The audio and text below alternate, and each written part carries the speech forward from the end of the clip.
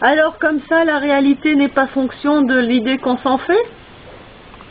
Non, c'est plutôt l'idée qu'on s'en fait qui est fonction de l'état dans lequel on se trouve. Ah, d'accord. Voilà. Là, je te retrouve, toi. Tu en as parlé quand tu as lu Ramdas. Ouais. Tu as vu comme Ramdas conçoit les choses quand il est en face de qui que ce soit, de quoi que ce soit. Qu'est-ce qu'il voit? Il voit toujours Dieu à travers tout ça. Il reconnaît Dieu. Je t'ai reconnu, Ram. Bon. Donc, on pourrait dire que dans la vision qu'il y a pu y avoir concernant la Vierge, il aurait reconnu aussi, et puis voilà. Quelle importance pour lui. De toute façon, on est dans cette impermanence continue. Donc, qu'il se soit manifesté sous une forme ou une autre, qu'est-ce qu'on veut aller chercher midi 14 heures à un moment donné, suivant dans quel état on est? On est en face de la réalité d'une manière continue. Ouais, c'est sûr. Alors après, qu'elle se manifeste par le truchement d'une fonction ou d'une autre, y compris de rigolo qui veut essayer de faire une farce, ça continue d'être ce que c'est, puis c'est tout. Voilà, donc l'authenticité, on la reconnaît dans la signification profonde des choses, et puis comme l'éphémérité reste l'éphémérité, on ne s'accroche pas après, d'un biais comme d'un autre. Et comme on l'avait dit dans un de nos constats, l'éphémérité, c'est la manifestation de l'éternel. D'ailleurs, puis ça a été prouvé de par tous les grands personnages qui sont venus. La preuve en est, c'est qu'ils sont morts aussi. Le prophète, à un moment donné, il est mort. Oui, il y a l'éphémérité dans toute chose, même dans la durée d'une existence, c'est éphémère finalement, c'est un cri. Ben voilà. Ben c'est ça, donc le prophète est mort, mais est-ce qu'il est mort vraiment? J'entends où est-ce qu'il est mort, qu'est-ce qui est mort? Oui, qu'est-ce qui est mort? Voilà, c'est ça, c'est qu'il est venu. L'enveloppe charnelle.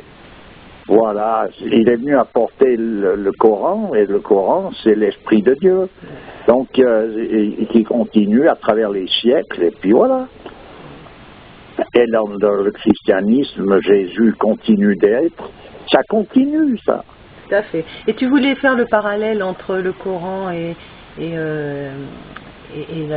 l'Immaculée Conception, là? Ben, c'est que le procédé d'opération, je veux dire, le processus qui consiste à ce que Marie est restée vierge et qu'elle a enfanté Jésus, est exactement le même que la venue du Coran sur terre. Ça a été fait de la même façon, on peut dire. Tu veux dire que c'est le même miracle, quoi?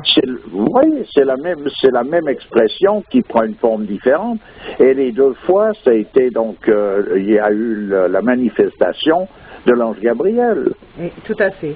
Donc l'ange Gabriel est venu emmener l'esprit de Dieu, voilà, à travers l'enfantement de Jésus. À travers Marie. À travers Marie.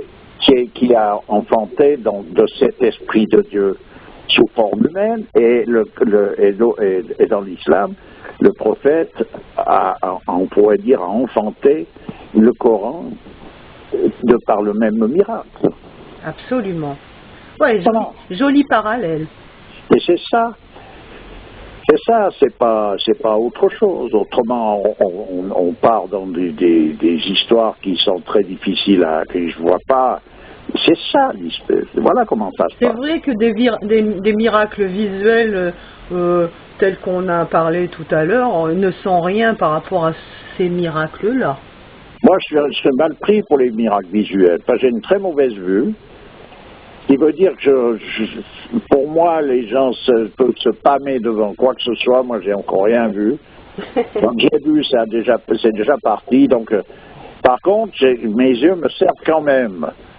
C'est pas, j'arrive très bien à les utiliser et à voir une multitude de choses que les autres ne voient pas. Donc, à quoi ça tient, à savoir. Moi, je suis parti dans le désert avec des gens. J'ai fait un périple dans le désert pour des raisons qui n'avaient rien à voir avec un pèlerinage. Mais moi, j'ai fait un pèlerinage en même temps. Et ce pèlerinage, j'en ai toujours le souvenir. Avec le temps, le souvenir de ce pèlerinage a de plus en plus d'intensité. Oui, oui. Voilà. Et ça, c'est dû à quoi? Oh, je sais pas, mais en tout cas, voilà. Voilà, moi, ma traversée... Parce que tu as investi chaque chose d'une manière particulière. En réalité, moi, je suis parti dans le désert avec des copains qui... Il y a un, il voulait aller vendre des voitures au Mali, ou je ne sais plus, au Niger, au Mali, au Niger. Et puis il me dit, il me manque un chauffeur, tu veux pas venir? Je lui dis, écoute, je sais pas. Il m'a dit, moi je te paye le billet d'avion pour rentrer, mais il faut m'amener une voiture là-bas. Bon, ben allons-y, hein. Donc moi je suis parti comme ça, donc je suis parti avec une voiture depuis la Suisse jusqu'au Mali, à Gao, là. Et on a traversé l'Algérie, donc, etc., etc. Et à un moment donné, on s'est trouvé en plein désert, dans la piste, à traverser le Tanasrou, jusqu'à Thessalite, et ensuite Gao. Bref, c'était tout un périple qui pour moi, bon, indépendamment du fait qu'on est avec des voitures, il faut faire attention à ça, il faut gérer l'histoire. J'ai fait de la mécanique en route, bref, c'est l'aventure habituelle de ces trucs-là. Bon, ben voilà, disons ce qu'on peut voir. On a dormi dehors dans le sable, on s'est promené, voilà. Bon, tout ça, c'est la partie visible de l'histoire. Mais moi, en réalité, ce voyage a été pour moi un pèlerinage. Un pèlerinage, parce que ce que j'en ai rapporté, toutes ces histoires de bagnoles, de problèmes avec les douanes, avec celui-ci, avec celui-là, tout. Dès qu'on rencontre une casquette, de toute façon, quelque part, qu'elle soit dans le désert ou qu'elle soit en pleine ville, on sait à quoi on s'attend. C'est que de toute façon, on arrive dans une trivialité la plus basse qui puisse exister. Donc, ça se retrouve aussi là-bas. J'ai rencontré les mêmes crétineries, l'attachement à des détails. J'ai tout vu ça, c'est pas un problème. J'ai vu de la mômerie parmi ces noirs qui sont puants comme tous les moralistes d'Occident. Je veux dire, j'ai vu tout ça, bon, mais j'ai pas vu tout ça, et j'ai vu que tout ça pouvait vivre dans un lieu, que si en fait ils arrivaient à ouvrir juste les yeux un tout petit instant, ils arrêteraient instantanément d'être dans le délire dans lequel ils sont. Et puis voilà ce que j'ai pu voir. Puis j'ai pu voir cette atmosphère, je veux dire, cette réalité de ce que représente un lieu comme le désert. Le désert, pour moi, il m'a apparu comme le silence peut apparaître dans la musique. Ouais, c'est magnifique. On sort pas indemne du désert, hein. Voilà. C'est pas possible. Voilà, donc moi je l'ai senti, je me suis senti embarqué là, à un moment donné, parce que j'avais beau être avec du monde, t'as des moments où t'es seul. D'ailleurs, j'étais seul dans ma bagnole à trimballer, donc tout d'un coup je m'arrête pour une raison ou une autre, je lève la tête, je regarde à l'horizon, et hop, je sens tout ça qui se retrouve finalement à l'intérieur de moi. Ouais. Ah là, c'est extraordinaire, moi j'ai... Voilà, donc c'est pour dire à un moment donné que la vision qu'on a des choses, elle est toujours en rapport à l'état dans lequel on se trouve. Donc moi je ne savais pas qu'il allait m'arriver cette chose-là. Je ne savais pas que j'allais voir ça comme ça. Tu te retrouves vraiment face à toi-même. Moi, je suis parti dans le décor à aller livrer une voiture au Mali, c'est tout. Ça me fait un voyage, je trouve ça sympa, puis j'étais content d'aller dans le désert. J'ai l'occasion d'y aller, j'ai pas l'occasion d'y aller. Moi, j'avais pas les moyens qui me permettent d'aller faire le touriste à Tamanrasset et puis me faire guider par je sais pas qui. J'entends, c'est pas mon truc déjà, même si j'en avais les moyens. Donc, l'opportunité se présente comme ça, je suis ce mouvement-là. Et je suis en dehors des sentiers battus, à quelque part, par rapport au mouvement touristique. D'ailleurs, je n'ai pas rencontré grand monde comme touriste, j'ai vécu avec les gens du coin. Ensuite de ça, je suis rentré, au lieu de rentrer par avion, je suis rentré avec les gens du coin qui traversent le désert. Il y a tout un commerce qui se fait avec des camions qui circulent. Et ces gens-là vont et viennent. Et bon, moi, je suis resté avec tous ces gens-là. On est passé par ceci, par là, jusqu'à rentrer. Et j'ai vu ces gens vivre. Et il y a, en fait, plus ces personnages sont hors du circuit de conventionnel, c'est-à-dire de cette espèce d'attitude moderne, plus ils sont près du désert et de la signification que ce désert a. C'est-à-dire qu'ils y sont, tu les vois, ils sont eux-mêmes émerveillés par le lieu dans lequel ils vivent, malgré qu'ils galèrent. C'est ce qu'elle veut dire. Cet émerveillement, il se manifeste dans leur attitude, dans leur façon d'être. Ils sont beaux dans leur attitude, ils sont pleins de noblesse. Donc cette noblesse, ils la reçoivent de quelque part.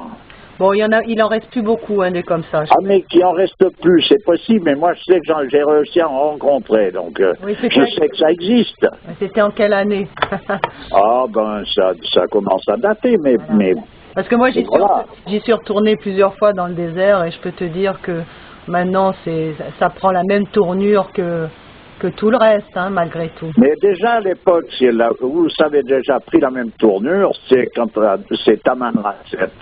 Quand on nous parle de Taman Rasset, le Hogar, il faut aller dans le désert, je suis allé à Taman Rasset. Taman Rasset, moi quand je suis arrivé à Taman Rasset, depuis l'autre côté, donc depuis Agadez, je suis rentré sur Taman Rasset, je suis arrivé en Occident, moi je suis arrivé à Marseille, c'était pareil, avec les bars, les types qui te regardent, pour voir le touriste, de quelle manière est-ce qu'on va pouvoir essayer de l'opérer, et toute cette atmosphère, toute cette espèce de flicaille, de douane, tous ces ladres qui sont là à chercher les poux parmi la paille, tu les vois, ils sont comme les hyènes, avec le regard fuyant, ils savent pas, ils sont dans une errance continue. Je suis arrivé là, c'est Marseille, puis encore, et encore. Marseille, ils étaient en train de revenir un peu à la surface par rapport à ça. Alors... Donc, tu arrives à Taman Rasset où les gens viennent se plonger dans le désert, et moi, je suis sorti du désert quand je suis arrivé là. Moi, j'étais plus dans le désert. Taman Rasset, pour moi, c'est pas le désert. Tu vois ce que je veux dire? Alors, on peut s'écarter du bled et aller à pied un peu dans le sable ou aller, je sais pas. Mais moi, je me suis retrouvé dans le désert où tu sens qu'à un moment donné, tu es hors de toutes ces considérations-là. Parce qu'à un moment donné, tous ces guignols de service, ils veulent pas aller s'installer dans un lieu où il n'y a rien. Ça leur va pas. Il leur faut un bled où ils peuvent se satisfaire à quelque part. Mais de vivre là, dans plein désert. Moi, j'ai vu des gens traverser le désert à pied. Ils traversent, ils font 700 km à pied. Ils mettent 10 jours. Et ils sont à pied avec tout leur barda. Et le seul trésor qu'ils cherchent, c'est de l'eau. Ils boivent l'eau qui leur est nécessaire. Et puis voilà. Ben ça peut être fait pour un exploit sportif, peut-être pour quelqu'un d'ici qui veut aller se le jouer celle-là. Mais eux, là-bas, ils ne en font pas un exploit sportif. Et puis, en tout cas, ce qui est certain, c'est que tous les casquettards qui s'asseyent sur des ronds de cuir de bureaux de là-bas, eux, ils ne vont pas se lancer dans ce genre d'histoire. Ah ben non, alors c'est pas leur... Ils sont derrière leur whisky, qu'ils soient musulmans, qu'ils soient chrétiens, qu'ils soient n'importe quoi, ils sont bourrés à telle heure, et puis voilà. Et ça prend finalement la même tournure, tu vois, il y a juste un côté plus folklore, mais ça prend la même tournure partout dans le monde, ce genre oui, et puis tu parles d'une époque, ben tu vois, ça fait passer 30 ans, ça fait 35 ans, ou 40 ans, ça fait 40. bientôt 40 ans, ouais. Ouais. C'est pour ça que je te dis maintenant, il reste plus grand-chose de tout ça, je peux te le dire. Oui, mais j'étais déjà en plein. Moi, je me suis fait prendre en otage par un noir là au Mali. Ah, j'étais son frère et son ami. Pourquoi? Parce que je venais de Suisse, puis que lui, il a fait ses études en Suisse. Alors, il m'en racontait les souvenirs qu'il avait dans les bistrots quand il était autour du lieu où il faisait ses études. Et puis, en réalité, il était là-bas, il avait un espèce un truc pour recevoir ses amis. C'était un buffet froid à l'année, c'est-à-dire on peut te servir à manger et à boire à n'importe quelle heure du jour et de la nuit. Puis lui, chaque fois que je l'ai vu, il était bourré. Voilà, je parle de ça il y a 40 ans, et j'étais là-bas au milieu de ces noirs. J'ai vu le ministre, j'ai eu affaire au ministre, à tous ces grosses têtes du coin. Ils étaient minables, je veux dire minables. Ils se veulent quelque chose, et ce quelque chose, en quelque sorte, c'est des baudruches, comme tout ministre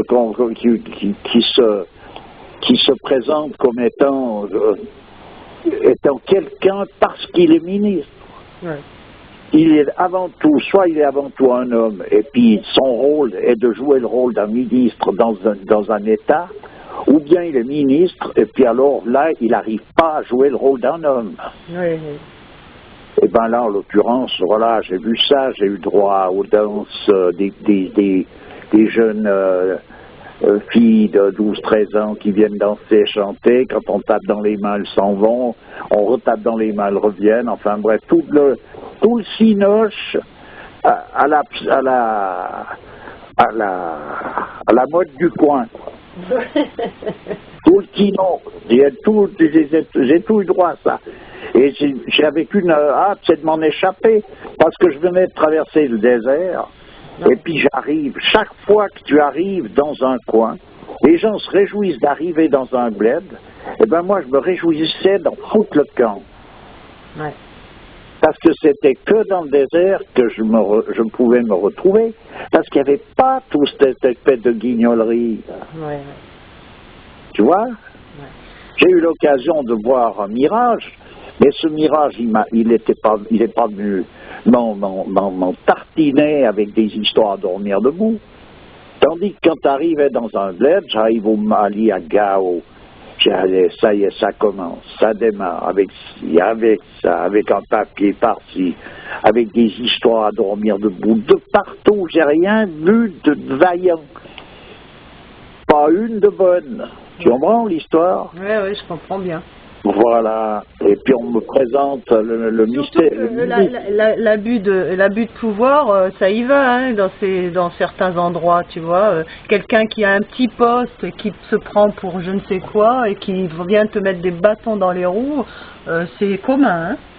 Ben oui, parce qu'à un moment donné, donc c'est ça la grande illusion, c'est qu'à partir du moment où on te donne un poste, tu deviens ce poste par rapport à un cliché qui est, lui, quelque chose qui est totalement négatif. Tout à fait. Si tu maintiens un cap vraiment, et que tu as dans une certitude d'un vrai croyant, tu vas manifester à travers le poste que l'on t'a donné, tu vas manifester justement, tu vas te manifester comme quelqu'un qui est en rapport continu avec son principe. Tu vas surtout manifester les attributs. Ben, c'est ça l'histoire. Voilà. Écoute, on va finir là-dessus parce qu'il n'y a plus de temps après. Ben écoute, Merci. Mais de rien, toujours avec plaisir. À bientôt. À bientôt.